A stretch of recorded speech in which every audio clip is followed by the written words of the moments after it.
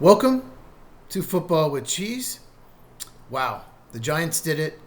They fired Brian Daboll. This is my instant reaction. Before we get into it, make sure you subscribe and hit that bell for notification so you never miss one of my videos. I cover all 32 teams on this channel. Big emphasis on the NFL draft, and I do some college football videos as well. I got one of those coming either this week or next week, so look out for that.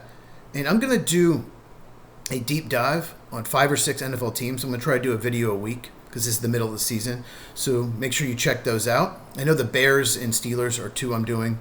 Let me know in the comments. Is there another team you want me to do a deep dive? I've done the Packers and Bengals recently, so I won't be doing those. Okay. Brian Daboll was hired in 2022. He was the offensive coordinator of the Bills before that. He's worked with the Patriots under Belichick. He's worked with Nick Saban, Alabama. And he won Coach of the Year his first year in 2022. But Coach of the Year, it's a stupid award. It's basically whatever team is the most improved gets it. You know, like the Vikings win 14 games. Let's give it to Kevin O'Connell. A lot of people are saying he's doing a bad job this year. So Brian Daboll came over from the Bills.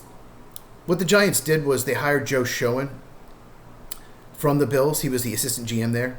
And when he came over to be the general manager of the Giants, he brought Brian Daboll with him. Brian Daboll is credited for helping Josh Allen's development because Josh Allen wasn't a great quarterback when he came to the league. He threw way too many interceptions. He wasn't as accurate down the field. Whether Daboll's the one that fixed him or not, I don't know. But what's happened with the Giants this year is pretty unacceptable. I saw a stat yesterday. They're 0-4 in road games where they lead by at least 10 points. And they're 0-6 on the road total. 2-8 overall. Now, the roster isn't great, but it's better than 2-8. So let's just talk about all the bad first. And at the end of the video, I'll go over some candidates I think could take over next year. But let's just talk about 2 of the games that they blew the lead on. Denver. They were winning 19-0 entering the fourth quarter and 26-8 with 10:14 to go. And they lost 33-32. They gave up 33 points in the fourth quarter. An absolute disaster. You just can't lose that game. It's almost impossible. And they lost to the Bears yesterday, where they at one point had a 96.9% chance of winning. The Bears scored 2 touchdowns in the last 4 minutes to win 24-20. But I want to talk about one play in particular. With about 10 minutes to go, Giants kick a field goal, but there were too many men on the field. So that would have put the ball inside the 1. Probably should have gone for it anyway. Greg Olsen, calling the game for Fox, rightly called out Daboll. Go for this. Half-yard line. Now, Jackson Dart was out of the game, and Cam Skadden was out for the year. Maybe that played into his decision. You don't have the sneak with Dart. You don't have Cam Skadden run it in. But that's ridiculous. Even if you don't get it, 17-10, the Bears are on the half-yard line. So he decides to decline the penalty and keep the field goal. Because he wanted to go up 2 scores, I guess. But it's 10 minutes to go. 3 or 4 minutes to go, sure, I would have. Take the field goal, go up 2 scores. So dumb. So, of course, Giants defense, which had played well, just like in the Broncos game, goes into some kind of prevent, like all these teams do. I don't know why teams do this.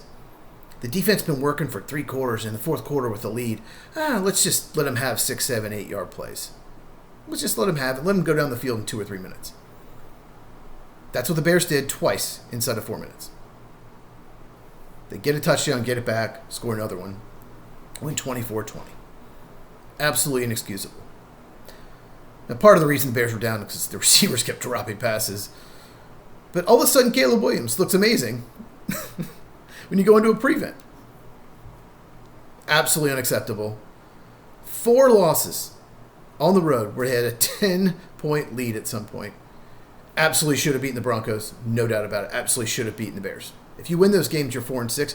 You win 3 of those 4 games, you're 5-5. Now, I'll say this. If you are a Giants fan, this could be a blessing in disguise. And here's why.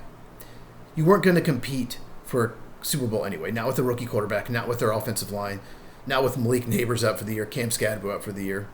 You need more help. You need 4 new starters on that offensive line. Andrew Thomas is great at left tackle when he's healthy. He's rarely healthy, but when he is, he's great. The other 4 spots are awful. Below average to awful. So you're going to pick high in the draft, especially with the next few games. Schedule's pretty rough for next month. We'll go over that in a second. So hopefully you pick in the top 5. And what I would do, if a team needs a quarterback, trade out and get more picks.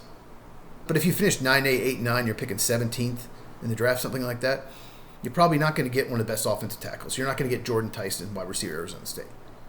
So this could be a blessing in disguise.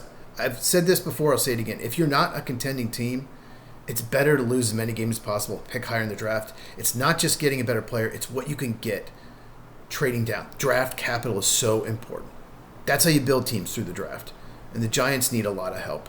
We'll see if Joe Schoen, the general manager, keeps his job. He has drafted well the last 2 years. Before that, not so much at all. But I really like his last 2 drafts. Jury's still out on Jackson Dart. So Mike Kafka is the interim coach. Poor dude. The next 3 games are Green Bay at home, at Detroit, at New England. Oof.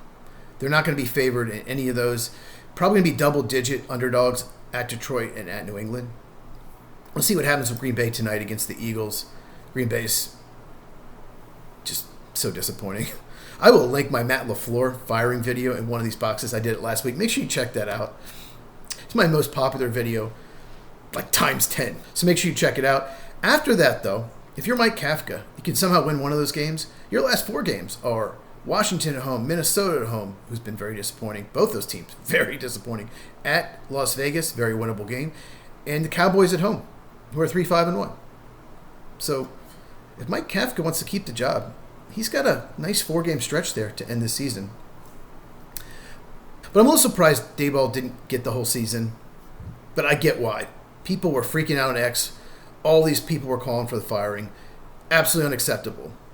After the Denver loss, there are people wanting fired. But now another one like this, just terrible. You can't lose games where you have a 97% chance or higher to win at one point. You can't. You can't lose games where you have an 80% chance to win. Not in the NFL. So Brian Daboll is out. I get it. I might have waited till the end of the season. But maybe they like Mike Kafka. Maybe they think he has a chance to be their next head coach, and they want to see what he can do. That's the only reason you do in-season firing. That's what the Tennessee Titans did, I believe. They want to see what Mike McCoy can do with the offense. Not much. But let's talk a couple candidates that just came to mind. I have not seen any sources on this. I'm going to mention 3 candidates. 1, they should absolutely not hire. 2, that I would definitely look at. Let's start off with the coach they should absolutely not hire, that the media just keeps bringing up, and I don't know why, because he was a disaster in Chicago, and that's Matt Nagy. He did not develop Mitchell Trubisky at all. Let's be honest. Andy Reid, that's his offense. He calls the plays. Matt Nagy was the offensive coordinator in Kansas City. He didn't do any of that. And Mitchell Trubisky had talent, did not develop it all. So the last person you want to coach your team is Matt Nagy. The media is going to bring him up. They're going to be like, oh, he'd be a great choice. Total disaster. And like I said, he did not develop the quarterback. A lot of times, everyone just blames the quarterback for busting. We need to start blaming the coaches and the organizations. Now let's go over 2 guys that they should absolutely look at. The first one is Greg Roman. He's the offensive coordinator of the Chargers. He's worked with the Bills. He worked with the Ravens. Did a real good job as their offensive coordinator. He worked with the 49ers. He got the best out of Colin Kaepernick. And Justin Herbert is a similar type player to Jackson Dart. Is Jackson Dart as good as Justin Herbert? Will he ever be? Very unlikely. But what I mean by that is Herbert's really athletic, and he has a big arm just like Jackson Dart. And both are really good scramblers. And I think Greg Roman's offense would really fit Jackson Dart's strengths. So that's someone to consider. The other candidate I would consider is Clint Kubiak. He's the current offensive coordinator of the Seahawks. He was the Saints offensive coordinator last year. Their offense had no chance. But I love his style. Love what he's doing in Seattle. And it's working. Downfield passing game.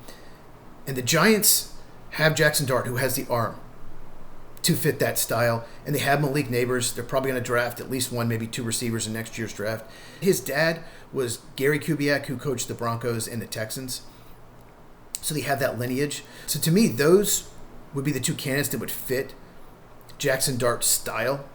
And let's be honest, that's what they're going to look for in a head coach, because they invested a lot in Jackson Dart. They moved up for him.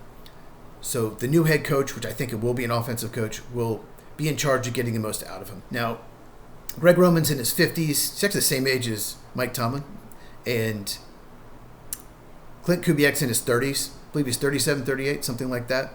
So it depends on what style coach you want. I don't think it really matters you're in the 50s if it's the right fit. So Giants fans, who do you think should be head coach? Should it be Mike Kafka? Should it be one of the guys I mentioned? Please don't say Matt Nagy. Trust me, you do not want that. So make sure you do subscribe and hit the bell. Please give me a thumbs up if you enjoyed it. Really helps out the channel. Check these out if you have not, and I will see you in the next video.